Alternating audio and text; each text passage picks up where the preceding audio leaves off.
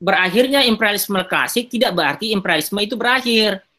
Muncul lagi imperialisme yang disebut dengan imperialisme modern. Sama-sama penjajahan, tapi penjajahan dalam konteks yang lebih modern. Bukan seperti klasik, perang senjata. Gitu ya. Ini saya silakan. Jadi di abad 20-an itu sampai 21 itu adalah imperialisme modern. Siapa aktornya? Ya itu juga aktornya. Masih itu aktor-aktornya. Siapa penggagas Bretton Woods tadi? Yaitu USA sebagai aktor utama dan Inggris, toh? Inggris. Kita dengar ini kerajaan Inggris. Contoh negara-negara bekas jajahan Inggris itu adalah contohnya Malaysia, toh? Malaysia. Iya, itu bekas jajahan. Kalau kita bekas jajahan Belanda. Kalau Portugal itu Timor Leste itu Portugis. Bisa ya sampai di sini? Nah, jadi kita untuk sementara globalisasi itu pada satu sisi kita anggap sebagai imperialisme modern. Kalau namanya imperialisme berarti penjajah. Berarti kalau penjajah itu apa kira-kira yang Anda pahami tentang penjajah? Silakan. Apa yang Anda pahami tentang penjajah? Kalau penjajah, oh ini orang penjajah, kan gitu. Oh ini apa teman. Oh ini lawan. Yang namanya teman pasti kita tahu. Oh kalau teman itu berarti kita akan merasa aman. Kalau lawan itu berarti kita merasa terancam. Nah, imperialisme itu bukan kawan, tapi dia lawan. Kira-kira kalau bicara tentang penjajah, apa yang ada di benak Anda? Penindasan. Penindasan, apalagi ingin menindas, toh? Menindas, apalagi? Penjajah. Apalagi? Menguasai. Ya, menguasai. Apalagi? Eksploitasi. Eksploitasi, apalagi? Monopoli. Monopoli, apalagi?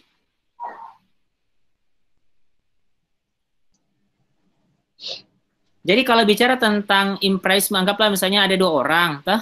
Ada ini dua orang, ini kita anggap ini penjajah, toh? Berarti ada pihak ini pasti, kalau ini posisinya orang yang terjajah ini pasti akan semua konotasi negatif, terjajah, tereksploitasi, tertindas, gitu ya. Apalagi tadi? Monopoli. Iya, monopoli itu berarti dikuasai. Apalagi? Berarti ini konotasinya negatif ya. Positif itu ada diambil di sini. Itu dulu yang kita pahami. Sekarang bicara tentang penjajah itu berarti ada motifnya, gitu ya. Ada motif pribadi yang ingin menang sendiri. Kalau ingin menang bersama bukan penjajah namanya, gitu ya. Berarti ada kepentingan ingin menang sendiri.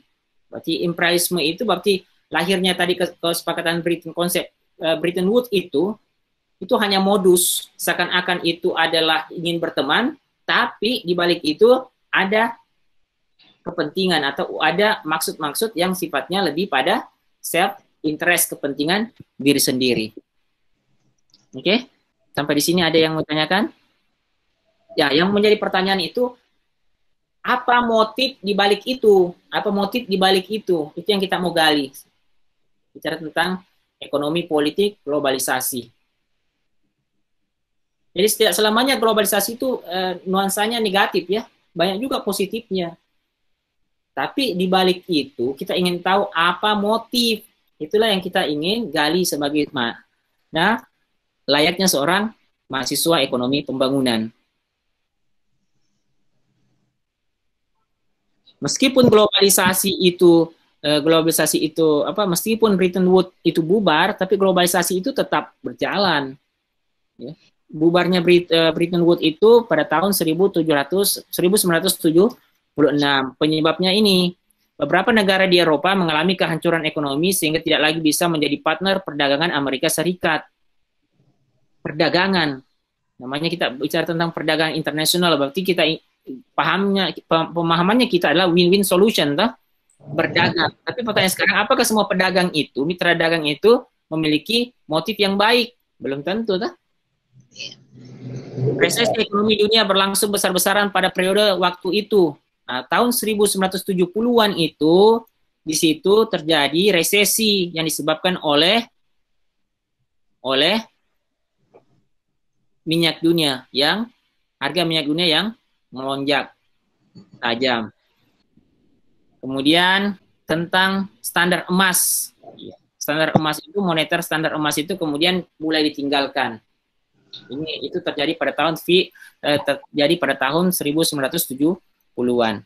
Yang kita mau tahu itu apa motif di balik globalisasi, di mana aktornya itu ada dua, yaitu Amerika dan Inggris. Aktor utamanya ada dua, yaitu Amerika dan Inggris. Agen-agennya itu adalah IMF, World Bank, dulu disebut dengan IBRD, the International Bank for Reconstruction and Development. Kemudian ada tadi juga WTO. Apa motif dibalik lahirnya globalisasi? Ini kan cara imperialisme klasik kemudian berubah menjadi imperialisme modern. Hanya bentuknya dalam tindakannya berbeda, tapi substansinya sama-sama ingin menguasai, sama-sama ingin mengambil alih. Mungkin contohnya kayak motif mungkin Ya, mungkin karena Amerika yang ingin menguasai, Pak, kayak penjualan. Ya, menguasai. Modusnya apa? Kita harus menggambarkan bahwa itu ahli ekonomi memang.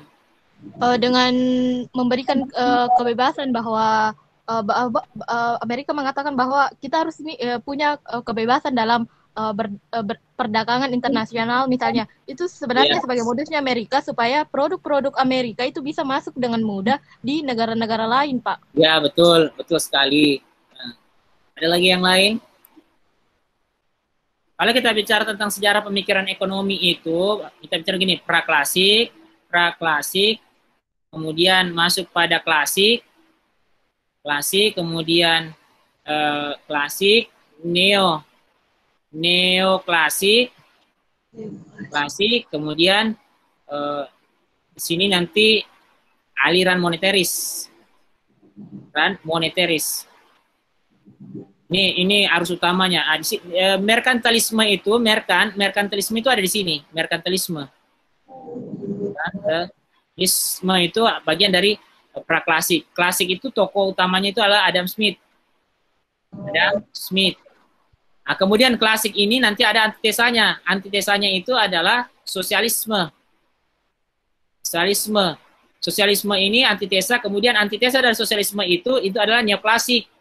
Nah, neoklasik ini nanti ada antitesanya disebut dengan aliran Keynes.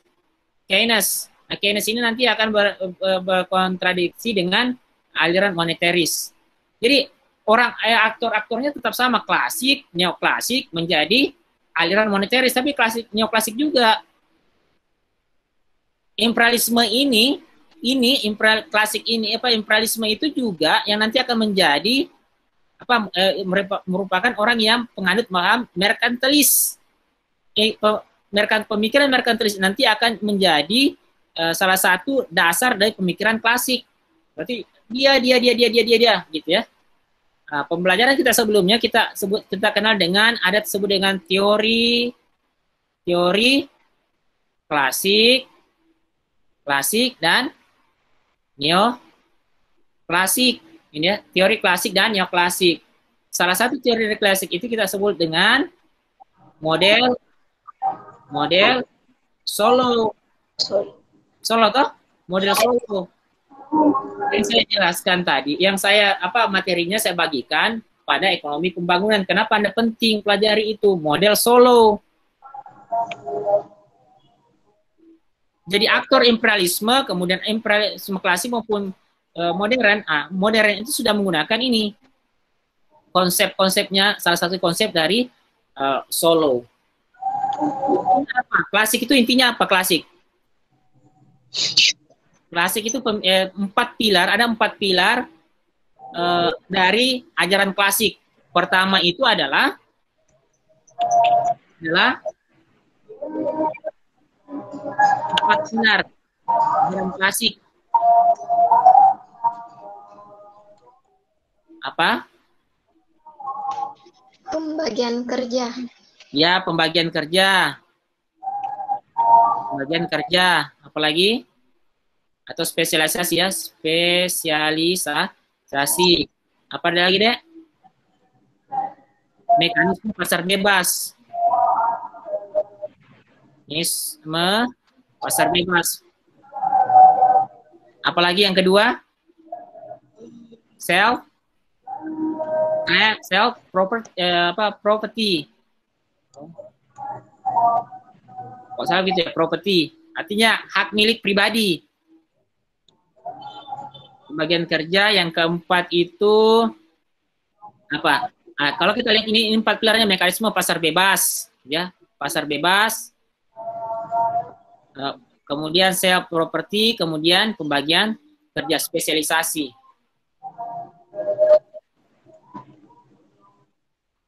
Ada yang bisa ini jelaskan? Yang keempat itu adalah akumulasi kapital ya. Yang keempat itu akumulasi kapital. Itu pilar dari klasik akumulasi kapital. Tahu itu apa akumulasi kapital? Y sama dengan, ingat, Y sama dengan fungsi kapital and labor. Jadi semakin banyak output, berarti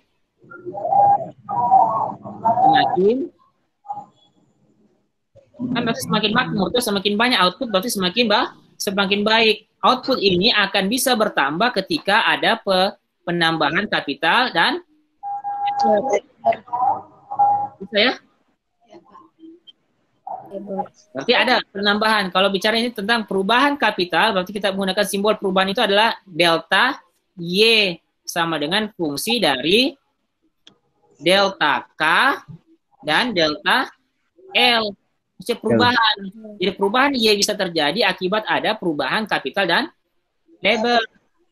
Nah sekarang perubahan kapital itu rumusnya adalah apa?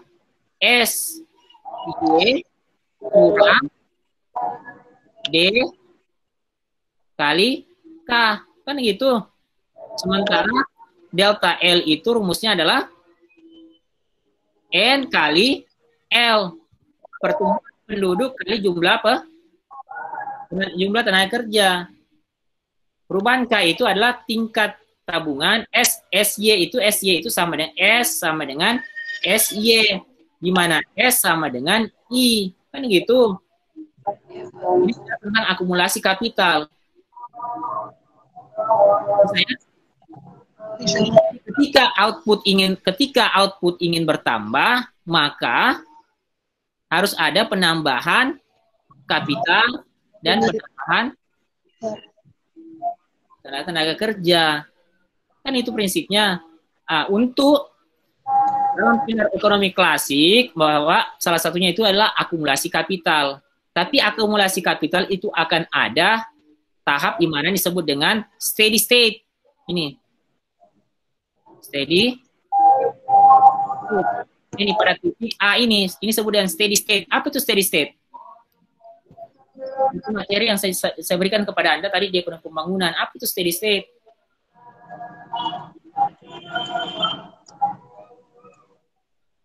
Apa itu steady state? Jadi setiap negara itu dalam hal akumulasi kapital itu akan ada tahap di mana nanti akan mencapai titik yang disebut dengan steady state. Apa itu steady state? Kayak suatu bisa berubah Pak, tidak berubah. Kenapa deh? Itu Pak, steady state itu di mana kondisi suatu sistem tak berubah dengan berjalannya waktu. Ya, suatu sistem itu yang dimaksud apa di situ?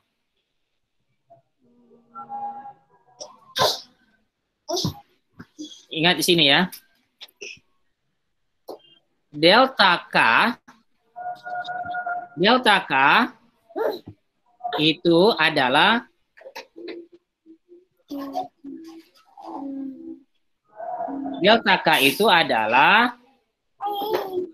S Y kurang N tambah D K, gitu ya.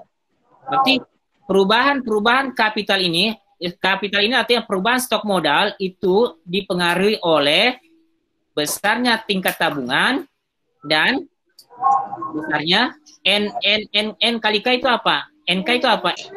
Ada yang tahu kan ini? Kalau begini N kali K berarti NK tuh. D kali K berarti DK. Apa itu NK? Apa itu DK? Apa?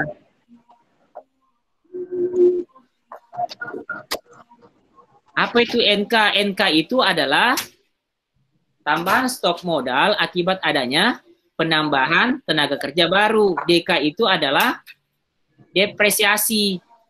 Jadi perubahan kapital, akumulasi kapital itu akan terjadi ketika atau dipengaruhi oleh tingkat tabungan, kemudian pertumbuhan penduduk, tingkat depresiasi. Bisa sampai sini. Sekarang steady state itu akan terjadi ketika halo? Ketika berada dalam keseimbangan. Ketika delta K sama dengan 0. Apa itu artinya kalau delta K sama dengan 0? Apa itu artinya kalau delta K sama dengan 0? Delta itu arti perubahan kapital sama dengan 0. Kalau sama dengan 0 itu artinya apa? Berarti tidak ada perubahan, Pak. Ya, tidak ada perubahan. State stagnan. Kalau kita lihat di sebelah kiri indeks ini, di sebelah kirinya K0 ini, di sebelah kirinya K0 ini, kita lihat SY itu masih lebih besar daripada ini. SY itu masih lebih besar daripada NTDK. Nah, kalau di sini itu sebaliknya, lebih kecil. Ini kebutuhan investasi, ini tingkat tabungan. Ketika tabungan lebih besar, kalau di sini kan tabungan masih lebih besar daripada kebutuhan investasi. Maka delta K lebih besar dari 0 toh. Ketika SY masih lebih besar daripada NTDK, maka delta K lebih besar dari 0. Sebaliknya, kalau dia sudah berada di area sini, ini artinya NTDK lebih besar daripada tingkat tabungan, maka delta K lebih kecil dari 0. Nah, pada titik ini disebut dengan steady state. Nah, semua negara-negara itu akan sampai pada titik ini ya, disebut dengan steady state. Artinya pertumbuhan itu tidak terjadi. Sebanyak apapun the saving function, SY saving function, ini saving function karena tingkat tabungan diasumsikan sebagai fixed fraction of income. Ini maksudnya income itu Y ya. S ini adalah tingkat tabungan, itu has same shape as the production function. Sehingga kenapa bentuknya yang ini sama dengan bentuknya yang ini. Sampai sini bisa dipaham? Di suatu negara itu tingkat pertumbuhannya akan sebesar Y0 ketika berada pada tahap steady state.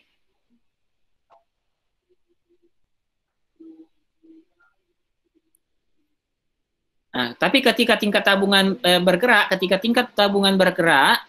meningkat, tingkat tabungan ini yang S ini, S yang kecil ini ya, S kecil ini, ketika dia naik, tingkat tabungan naik, maka kurva SY itu akan bergeser menjadi S aksen Y. Sehingga tingkat keseimbangan tadi steady state itu dari titik A menjadi titik B. Sehingga pertumbuhan itu, output itu naik dari Y0 menjadi Y3. Terjadi ada kenaikan di sini. Bisa sampai di sini, Dek? Bisa, Pak. Iya. Iya, Pak. Ini kenapa bisa terjadi? Karena ada kenaikan ini. Sekarang, pengaruh tabungan terhadap pertumbuhan ekonomi. Dalam model Solow menunjukkan bahwa tingkat tabungan adalah determinan penting. Tingkat tabungan yang tadi itu. Yang mana itu simbol tingkat tabungan, Dek? Menunjukkan bahwa tingkat tabungan SY ini yang SY ini tadi. SY sama dengan tadi delta K kurang NTD K. Ini maksudnya tingkat tabungan yang S kecil ini itu adalah determinan penting dari persediaan modal. Jadi persediaan modal ini sangat mempengaruhi. Kalau ini SY ini naik, maka di konstan ini akan naik. Steady state. Dengan kata lain, jika tingkat tabungan tinggi, maka perekonomian akan mempunyai persediaan modal yang besar. Jika tingkat tabungan tinggi, maka perekonomian akan mempunyai persediaan modal yang besar dan tingkat output yang tinggi. Delta K ini kan delta K itu sama merupakan fungsi dari delta Y, kan gitu. Jadi kalau ini naik, maka ini juga akan naik atau tinggi, serta sebaliknya. Dasar dari model Solow inilah yang kemudian banyak dikaitkan dengan kebijakan fiskal. Dalam kaitannya dengan tingkat pertumbuhan, menurut Solow, tingkat tabungan yang tinggi hanya akan meningkatkan pertumbuhan untuk sementara waktu. Maksudnya tingkat tabungan yang tinggi itu hanya akan terjadi atau meningkatkan pertumbuhan sifatnya temporer atau sementara waktu. Karena ada tahap nanti dia akan kembali pada tahap sebut dengan steady state. Bisa deh ya? Steady state. Karena dia hanya sementara waktu tuh. Ini, dia hanya sementara waktu. Sementara waktu saja. Dia akan gini, nanti akan ada, dia akan sampai pada titik perpotongan itu, steady state. Kalau dia naik lagi tinggi, dia nanti akan ada lagi titik di mana steady state lagi. Steady state 1 naik, tingkat tabungan naik, akan kembali lagi pada steady state. Kalau tingkat tabungan lagi naik, nanti akan ada lagi steady state dan seterusnya. Bisa. Jadi dikatakan bahwa tingkat tabungan itu sifatnya hanya temporer terhadap meningkatkan pertumbuhan sementara sampai pada perekonomian mencapai pada kondisi steady state baru yang lebih tinggi dari sebelumnya. Jika perekonomian mempertahankan tingkat tabungan yang tinggi, maka hal ini hanya akan mempertahankan persediaan modal yang besar dan tingkat output yang tinggi tanpa mempertahankan tingkat pertumbuhan ekonomi. Menurut ajaran klasik kan suatu negara itu dikatakan makmur lagi bukan sama seperti pahaman merkantilisme yang tadi, yang mana surplus logam mulia, tapi banyaknya output. Nah, tapi kalau misalnya sampai pada tingkat steady state, maka pertumbuhan itu akan ini berhenti, melambat kalau terjadi mencapai kondisi steady state. Naik tabungan akan ada lagi tahap di mana nanti akan sampai pada titik steady state yang baru. Naik lagi tingkat tabungan akan kembali sampai pada titik steady state yang baru. Hal ini hanya akan mempertahankan persediaan modal yang besar dan tingkat output yang tinggi tanpa mempertahankan tingkat pertumbuhan yang tinggi. Sampai di sini bisa dipaham? Dari situlah kita pahami bahwa suatu negara itu yang menganut ajaran klasik itu tidak akan terus mencapai pertumbuhan yang tinggi. Dalam tingkat modal golden rule ini, ketika pembuat kebijakan menentukan kondisi steady state yang ingin dicapai dalam perekonomian, maka hal itu haruslah ditunjukkan untuk memaksimalkan kesejahteraan individu yang membentuk masyarakat. Individu tidak akan mempermasalahkan jumlah modal dan jadi kesejahteraan itu kan diukur dari sisi apa kesejahteraan? Kesejahteraan individu itu diukur dari ini bicara tentang kesejahteraan. Kesejahteraan itu diukur dari baik itu negara penjajah maupun negara dijajah sama-sama mengejar yang namanya kemakmuran, kesejahteraan. Kesejahteraan individu itu diukur dari, kalau tadi merkantilis kan mengatakan kesejahteraan suatu bangsa itu diukur dari kepemilikan logam mulia, surplus logam mulia. Nah, sekarang kalau kesejahteraan individu itu kepuasan itu diperoleh dari tingkat pendapatan. Ya, tingkat pendapatan. Pendapatannya bukan pendapatan yang kita mau konsumsi. Kepuasan itu diperoleh dari barang dan jasa. Barang dan jasa itu diperoleh dari salah satunya besarnya pendapatan. Begitu deh ya, kan barang dan jasa yang kita maksudnya adalah barang dan jasa ekonomi. Akhirnya untuk mendapatkannya itu membutuhkan pengorbanan. Salah satu bentuk pengorbanan adalah melepas pendapatan, gitu ya.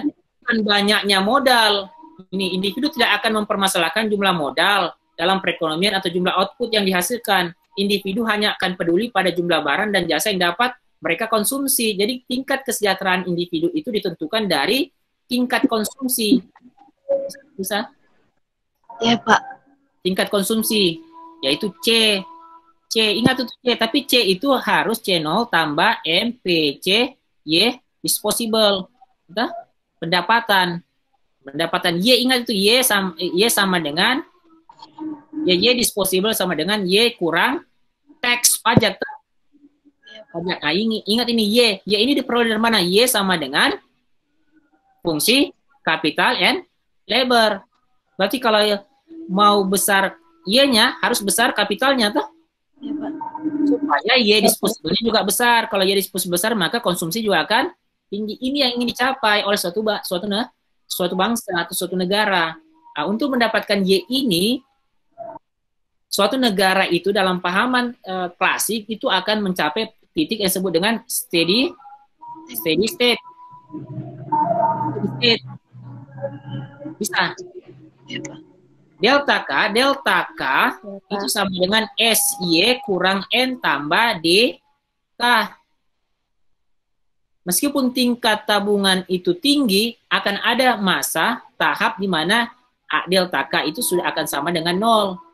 Kalau dia terus naik, nanti akan ada lagi sama dengan 0. Akan ada lagi sama dengan 0. Jadi pertumbuhan yang tinggi itu tidak bisa dipertahankan dalam jangka panjang atau terus-menerus. Bisa deh ya? Nah, atas dasar keyakinan itulah, negara-negara maju yang menganut paham kapitalisme itu memegang prinsip tentang perdagangan bebas. Bisa ya? Perdagangan bebas ini, perdagangan bebas, kemudian globalisasi dan perdagangan bebas, globalisasi dan mekanisme pasar bebas. Ini merupakan satu kesatuan yang tak bisa dipisahkan. Perdagangan bebas, globalisasi, mekanisme pasar bebas ini adalah hal yang bisa dipisahkan satu sama dengan yang lain. Globalisasi itu untuk memuluskan yang namanya perdagangan bebas. Perdagangan bebas itu dalam prinsip merkantilisme itu adalah salah satu upaya untuk mencapai yang namanya kemakmuran. Bisa ya, Pak. Nah, bicara tentang suatu tahap untuk mencapai kemakmuran. Mekanisme pasar bebas ini salah satu pilar dari ajaran klasik. IMF, kemudian WTO, World Bank, itu adalah agen-agen dari globalisasi.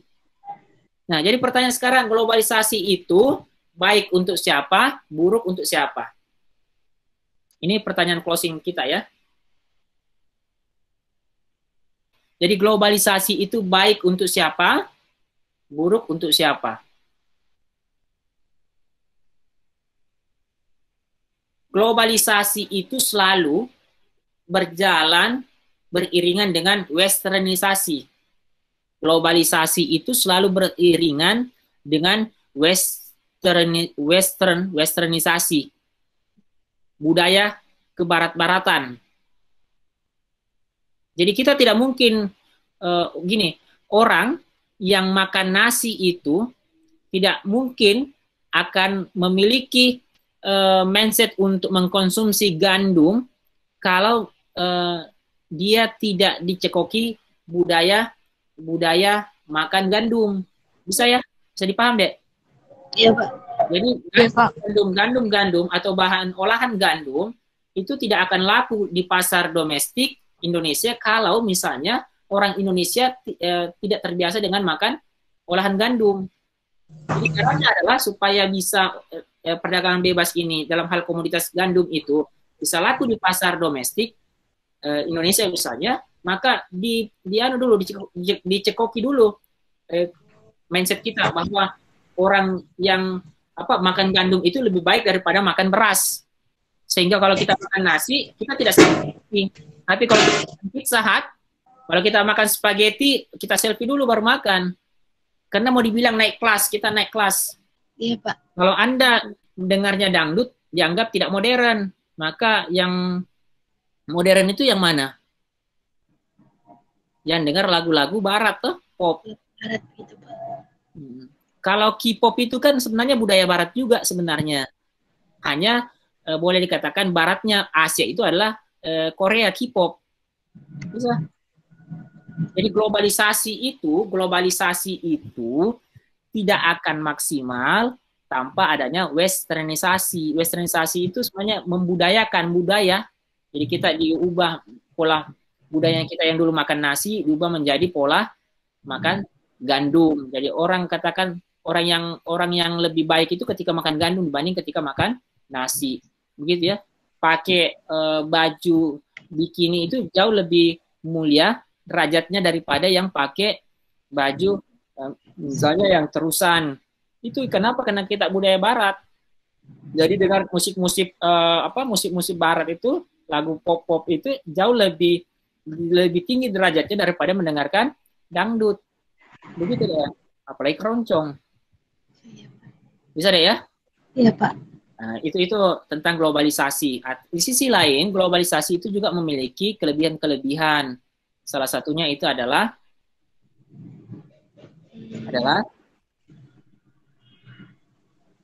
transformasi teknologi, ya. Apa misalnya transformasi teknologi, kita dulu yang tidak kenal yang namanya teknologi modern itu bisa diadopsi. Kemudian informasi, kemudian kita bisa mendapatkan keuntungan dari perdagangan bebas maupun bantuan-bantuan modal. Nah, minggu depan kita akan bicara tentang utang luar negeri.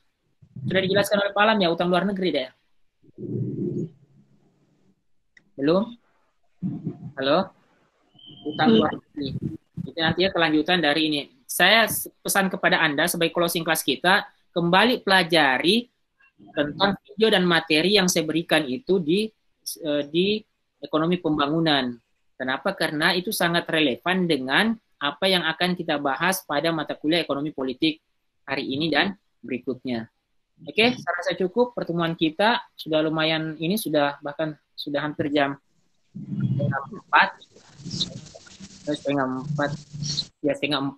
Lebih dan kurangnya mohon dimaafkan. Wabillahi taufiq wal hidayah. Wassalamualaikum warahmatullahi wabarakatuh.